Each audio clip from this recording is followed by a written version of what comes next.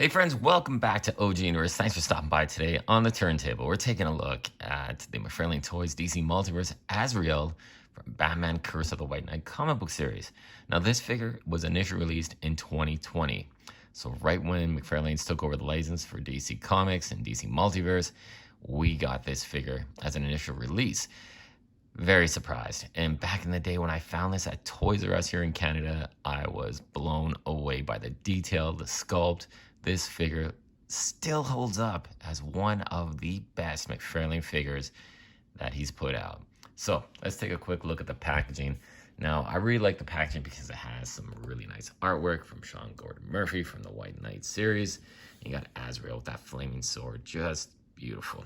And of course, back then we had the cross sale. I really liked the cross sale of the action figures that were being available at the time. I thought it was a nice touch, and I think it would really be cool if McFarlane went back to that. Now, in addition, you do have the trading card of the artwork on the back, and you got a hockey disc stand for displaying your figure, and that's about it. But the figure itself, wow. Let's take a little bit of a closer look here. Now you can see that sword. The sword had a flaming effect piece here that's removable.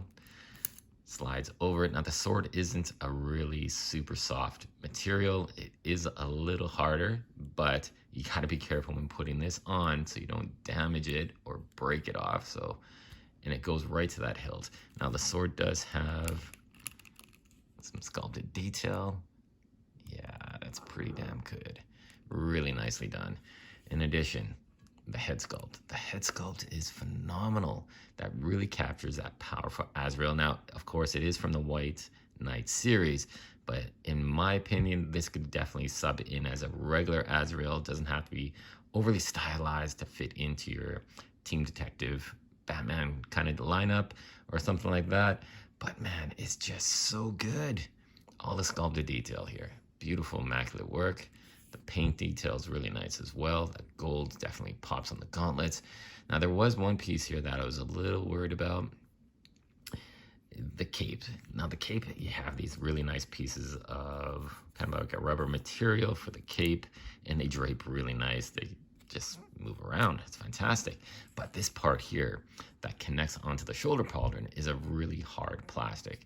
So I'm worried if one day this thing takes a header off my shelf, this could break off really easily. So I'd be very careful. Make sure he's on a very secure display stand. I've never had an issue with it falling off, but it always kind of peeks into my mind. Man, if it fell and this broke, I'd be heartbroken because I cannot get this figure again. And he's getting up there on price as well in the secondary market.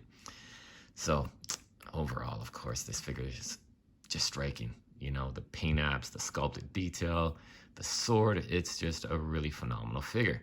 Now, as we've seen, McFarlane Toys has evolved. They've become quite the super articulated, highly detailed figure. Now, this figure, from back in the day, had some pretty good articulation, but it's missing a couple key points. So, unfortunately, it didn't have the double elbow joints. Just the size of this figure, but it did have some ratchet joints as well. You can see that. You don't see that on too many McFarlane figures these days with that little ratchet joint. But it does help keep the arm secure, stiff. It has a nice range of motion. And we start at the head here. The head sculpt, I really do like that. The way it's done. The stylization, the paint, this looks great. And the way the hood sits on the head, it's sculpted, but you can still move the head completely 360, side attitude, and you don't have that weird awkwardness of the hood being a separate piece that's not attached to the face, or the head. So it makes for really odd movements. When you turn the head, the hood doesn't flow with it. So they eliminated that, sculpted it with the head joint, or the head, and it's perfect. This, unfortunately, does limit the articulation from this big, bulky pauldron, which is a hard plastic material. But you do have some really nice range of motion on this side. You got the ball joints, shoulders. It does have the spacer joint as well. You got the swivel at the bicep, single jointed elbows. You do have a very minimal articulation for the wrist because of the gauntlets and the positioning. Here, you just don't have much movement, unfortunately. For ab articulation, you can go down a little bit, Not terribly, but he can go back quite far. Has the waist joint, of course, ball joint at the hips, double jointed ratcheted knees. Now the ankles here are completely hidden. That ball joint is completely hidden by the boot, which is really nice. You do have the rocker motion, toe articulation, all that we'd want. Hidden ball joints, so that's pretty cool. Now there's one kind of weird defect, and Mcfarlane still does this today on some of my figures, like Green Lantern, Kyle Rayner Green Lantern, some of the Jokers. It's really annoying how they have a different color joint that doesn't match up with the regular color of the leg and thigh. So that's a little annoying. Hopefully one day they'll figure that out. But overall, this is a striking figure.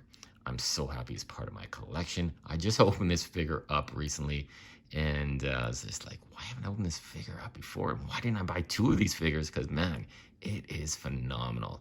Just such a great sculpt. Beautiful paintwork. Articulation is pretty good. It's pretty good for being G1. But, man, it's a striking figure to have on your shelf. Now, I do want to compare it with some other figures. Now, we got this Batman, which was from the same series, from the White Knight series. And again, a G1 Batman, G1 figure. It's a little bit shorter in stature.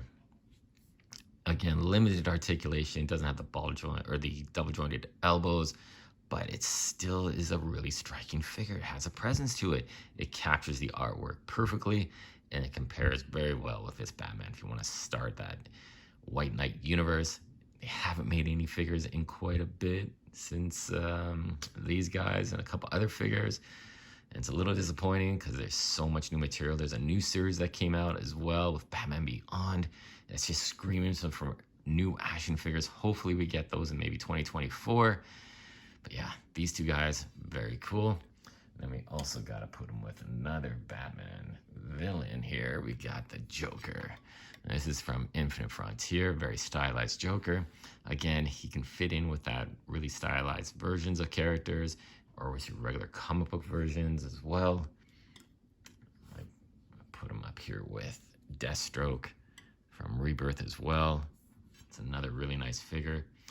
Just building up this assortment of characters. There's like, I remember on, when I first picked these guys up, I had Deathstroke, I had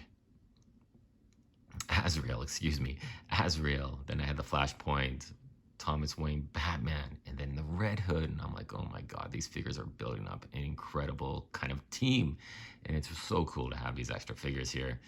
Yeah, they just look great. Some figures that I'm so happy that we have in our collection. And then we also got, compare them with a couple more Batman figures. We got, this one is from Rebirth as well. So definitely a very slender Batman compared to this big, bulky Azrael, excuse me. But it's still, you know, you can see him going after Batman and having a battle, and it would still look really good because this is such a great posable figure. Has all the articulation that we have nowadays with the double joint ratcheted elbows, everything else. Such a great looking Batman. I did have to do a little modification to his grapple launcher. I just didn't like how it was just cast in this black plastic. Just added a little bit of paint onto it.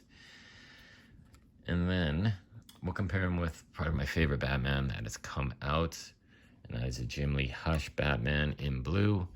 And yeah, these 2 guys look absolutely awesome together. I like how this Batman is a bit bulkier, a little bit taller as well, compared to my Rebirth Batman. And these 2 guys look really awesome together. You can see these 2 guys just going into battle. That'd be really cool.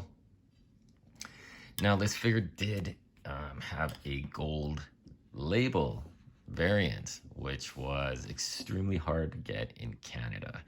I believe it was maybe the 2nd gold label release that Mcfarlane put out, and it was a Walmart exclusive. We have tons of Walmarts in Canada and tons in Winnipeg where I live, but we could not get this figure. I never saw it. And then almost a year and a half to 2 years later, he shows up at GameStop, which blew my mind. But man, I got this one as well, which I really love. The Suit of Sorrows version. He's in this Crusader white and silver armor costume. Still has a flaming sword. A little bit different. But yeah, man, it is so nice. And then on the back here, the artwork is replaced by some action figure photography. But that is just a great shot of this figure. Still had the cross cells. Yeah, you gotta love the cross cells. And I believe this unmasked Jason Todd Red Hood was the very first Go Label figure, which I got as well just a little while ago. But yeah, very nice stroll down memory lane with this figure. Beautiful, stands up very well to the figures nowadays as well. Does have the limited articulation and the double jointed elbows, but you know what? Besides that, this is such an amazing figure, and it's a great representation of the character. So there you go, guys. This is an oldie, but if you could find it for a decent price, I wouldn't hesitate to pick it up. He is definitely one of the best Mcfarlane Toys DC Multiverse figures that have come out, and you definitely want to add them to your collection. Thanks so much for watching, guys. Like, comment, subscribe. Let me know what you think about this Azrael figure, and stay tuned for more.